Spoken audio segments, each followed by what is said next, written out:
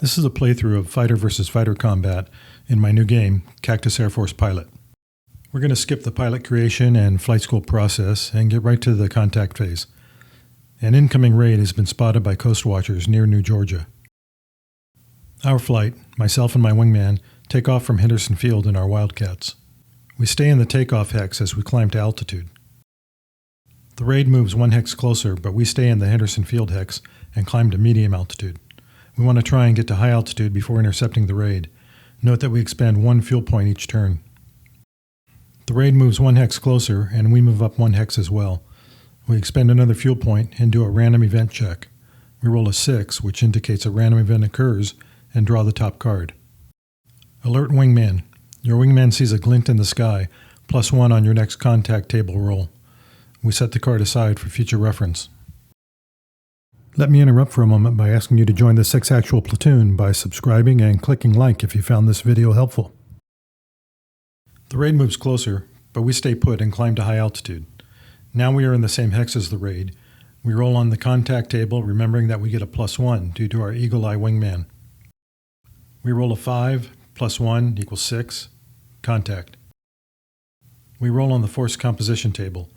A 19 equals 6 zeros at medium altitude. For the purposes of this demonstration, we're going to reduce that to 3 zeros just to move things along. Fighter versus fighter combat is 3 rounds per turn. First, I get my wingman orders to attack instead of cover me.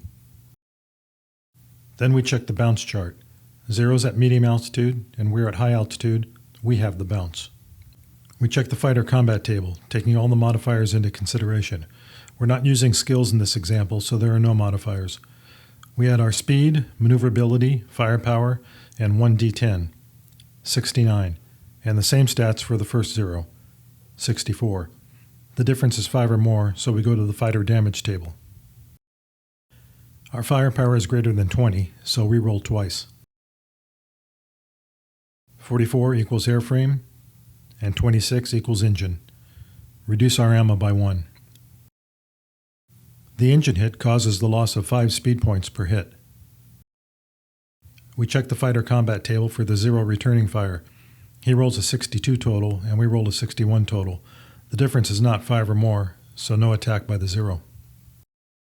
We check the wingman hit table and roll a 6. Enemy fighter shot down.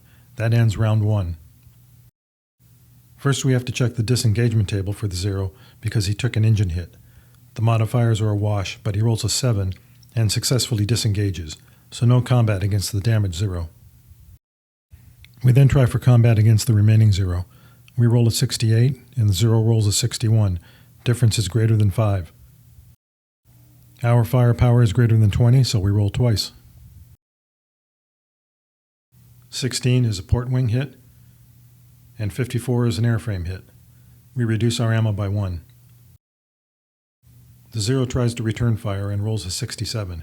We roll 62. Difference is greater than 5. The 0's firepower is 20, so he rolls twice. 36 equals tail, and 63 equals port wing.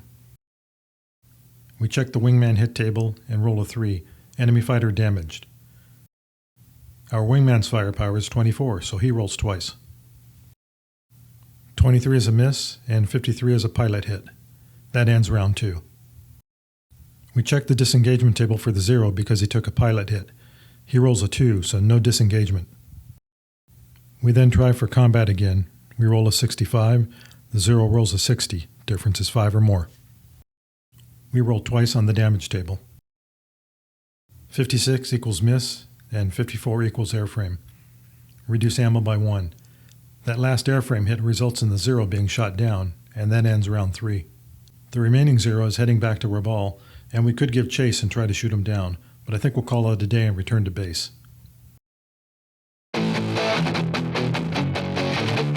That's an example of dogfighting in Cactus Air Force Pilot. Thanks for watching.